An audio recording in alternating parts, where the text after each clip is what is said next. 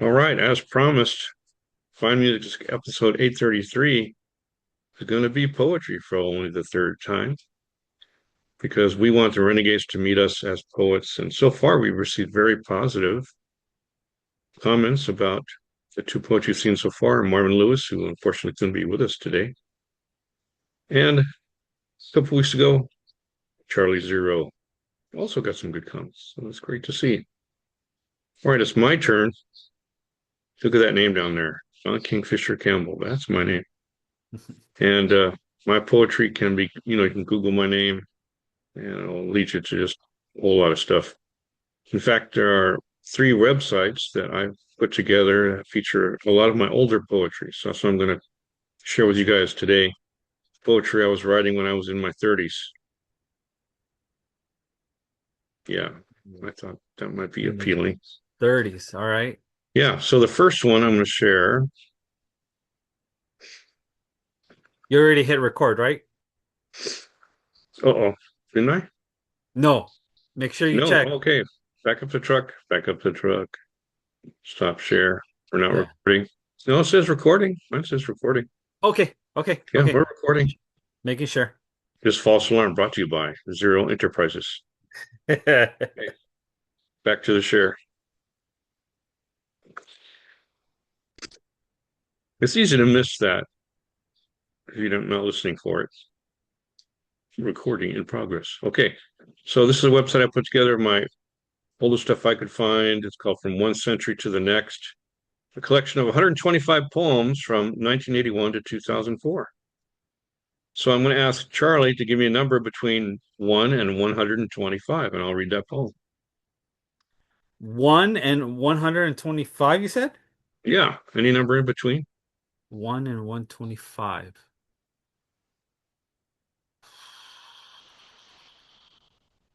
96. Okay. Now I have to see if I remember to number these poems. Yes, I did. Oh. 96 is going to be the Earth. Oh, yeah. Oh, I think good. Okay. All right. Yes, you've chosen, believe it or not, you chose one of my very few sonnets I've ever written. And you were in your 30s when you wrote this? Yes, sir.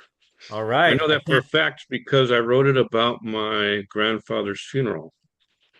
Oh, He okay. died about 2000, I think it was. That was over 25 years ago. Okay. And this isn't dedicated to him? I wouldn't say dedicated, no. No, that's a different poem. This one Okay. is more trying to be a sonnet. Okay, Okay. let's just show you what I mean. All right, it's called The Earth. Here, a black box in the ground, freshly laden flower plot. A group of dark-suited mourners walk measuredly away, slowly, not thinking they repeat what they have been taught to serve the unseen master of more than a day. Eternity, inconceivable, for the lowered corpse that lies is the sole evidence available. Death was solo flashes sown again, the white light before the failing eyes, known as always to the mute and peaceful ashes. Still, the big question remain the plea unsolvable. The closest we come to knowledge is in dreams, where subconscious connection to crying family members floats in the airy night space of high word means. Now, the only certainty is uncertainty, but hope lives in the reincarnation of the past the present gives. Jeez. That's as rhymey as I get. I Oh don't usually man. rhyme.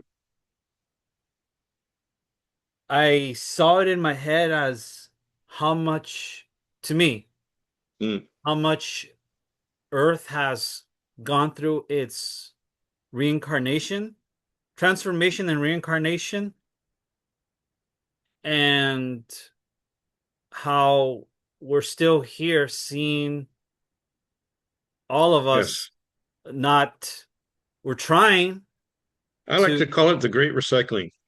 yeah, yeah, it's like That's what we're doing. That's what we're all we're doing. trying to um trying to take care of Mother Earth herself, but That's part wars of and it. all that, they still continue Yeah, on. They like bruise yeah, her. They bruise her. yeah. So, Maybe that'll come up in the next poem. All right. So this second website, that first website is called From One Century to the Next. So you could just Google my name, Don Kingfisher Campbell, from one century to the next. It'll take you to the website. You can read those 125 poems for free, my kind of price. Now, this second one is a collection of my spoken word material. I was really definitely had a big foot in spoken word mhm. when I was in my 30s. And so this particular one, I'll share it with you. If I get my fingers working correctly here, share. So this collection is called Spoken Word. Mm. Yeah. And it has 24 poems. So this time I'm going to ask you to choose a number between 1 and 24. 1 and 24. Okay. Hmm? 1 and 24. I choose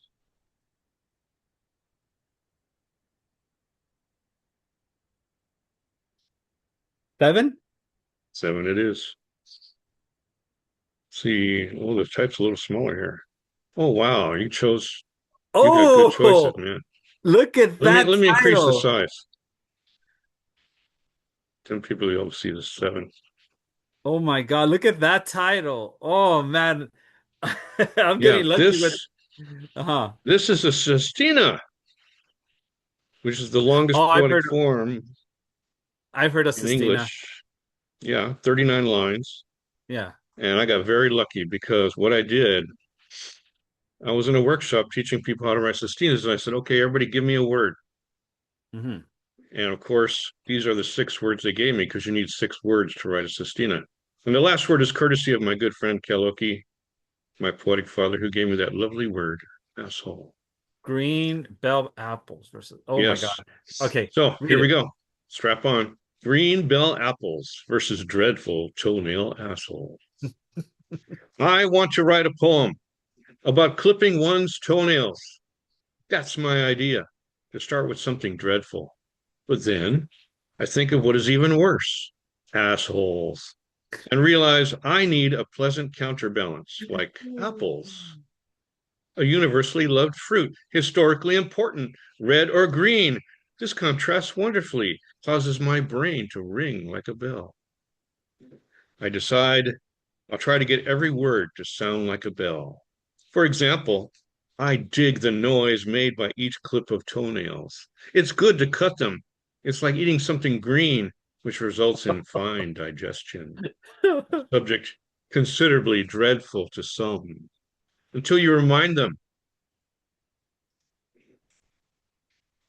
that it is grown apples chewed and swallowed that help to unplug stopped assholes. You definitely want to keep doctors away from assholes. When they get a hold of you, you reverberate inside like a bell. Thus, a diet of the good stuff is essential, like mature apples and bananas and oatmeal and gelatin for your toenails. I hear it comes from animal fat. How nauseatingly dreadful to contemplate. I've got to shift theme. A tree is green. That's better. Our world is mostly filled with glorious green, trees and bushes and grasses, and hopefully not just assholes. That would be unpleasant, right? Another notion dreadful, like oil slicks and car exhaust and stock traders clanging a bell to signal the start of trading. There's a concept without visible toenails. How do we get back to nature in this concrete land of few apples? By focusing some time on what gives us a quality of living like apples, and take an afternoon off to walk in a park or wilderness that's green, a place where one can remove one's shoes, expose them toenails, maybe even find a lonely spot to excrete onto dirt from assholes. Like design intended, remember? We discovered how to cast a bell, forged furnaces, direct sewage through corrugated pipes. So dreadful. And what about us, the modernized people? who become dreadful with our loud stereos, air conditioning, paper waste, pre-packaged apples, filling landfills and stopping up rivers. We need a real warning bell to toll in our heads to call us to ponder again the value of green. Instead, we drive and fly our cyberspace opinions like assholes.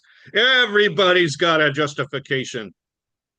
But what about freeing those toenails? Yes, it's all down to toenails freedom or leather shoes dreadful. When it's the assholes that rule, we diminish the number of apples. So go for the green life and make your own cause a cleansing bell.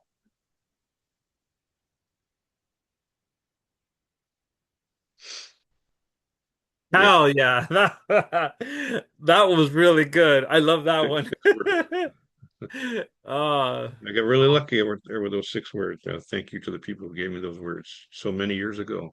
those That was about 30 green, years ago. those grown green assholes. Oh, how I want to digest them myself one day. Uh, So, very, very humorous and visual, and I yes, love that it just kept uh it kept that imagery and everything that the toenails and such. it's all true. It's all true. Yep. Okay, one more. Then I'll have 3 poems just like you guys did.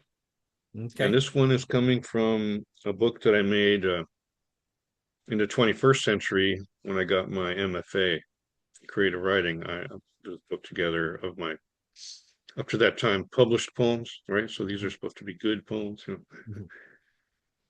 And so that collection, see if I can share that, is also on a website, right? Just like you could type in Don Kingfisher Campbell spoke in word and you would get that website. Let's see, where's that other website? Hold on here. I forgot to take off the old page. Let me do that right now. Goodbye page. There we go. Okay, this time it'll be easy to share. So the book is called The Planet of the Oreos. I remember this one. Yes, well, yeah, I this is my remember 21st this century. Yeah. poem. Hold on. Hold on. I might even just go ahead and read that one. Is what I think I'm going to do Yeah, I remember this one. because it is a Okay. classic. And I think it might be the first poem. Let's see. Yes, it is. When did you publish this? This was published like 2017, I think, about almost 10 years ago. Yeah, I remember. Increase the size of the font here so I can read it. Okay, go ahead. Yeah. You remember what, sir? I just remember you read it. I Yeah. think you did read it at your open mic, and you shared it with all of us. And then I was like, "The Planet of the Oreo." I'm like, I remember this. This poem was inspired by a student. I'm a retired teacher. And one day, a student gave me one Oreo, just one. Just one. So I had to cherish that Oreo. I contemplated it, and this poem came from that, Okay. called The Planet of the Oreos. So delightful, this black oceaned and white continented world. The round, black framed, white bellied people enjoy eating black crusted pizza covered with creamy white topping as they sit at their white tablecloth black tables and wear black and white dresses and suits and ties simply to exit their white windowed black houses and walk on white stone walkways around black bladed grass to go into their black cars sporting white rims which roll down black white lines through the middle highway, arrive at circular black concrete plaza and lounge on raised white platform.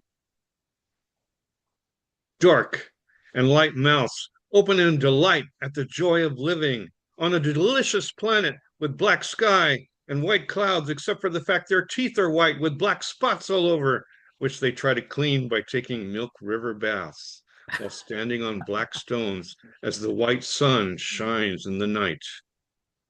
But mostly, Their poetry is ours, which we can experience by turning our video screens to the black and white setting. Oh yeah. Yeah. All The right, so it's a planets of taste. the Oreos. So in this world, we gotta swim through the milk current, right? Right, that's right. It's an Oreo world. In order for us to not Yeah, fall and hang on to the Oreo shape, and then yeah, we take a bite, and then we dip ourselves down the ocean to drink the milk. Oh. yeah. There's so many possibilities in Oreo world. All right. So again, that website, Don Kingfisher Campbell, The Planet of the Oreos, and you can just read all the poems in there. There's like I forget, 80 poems, almost 80 poems that are published in there and have been published on other websites. I'm very proud of them. And you'll learn a lot more about me. You know, these three poems weren't the most personal poems in the world, but I've got others that do dig deeper. So I hope you will dig deeper, okay, Renegades? I'm hoping you enjoyed our poetry. We now return you to the Renegade Wednesday in progress. And I've got a vamoose. Yeah.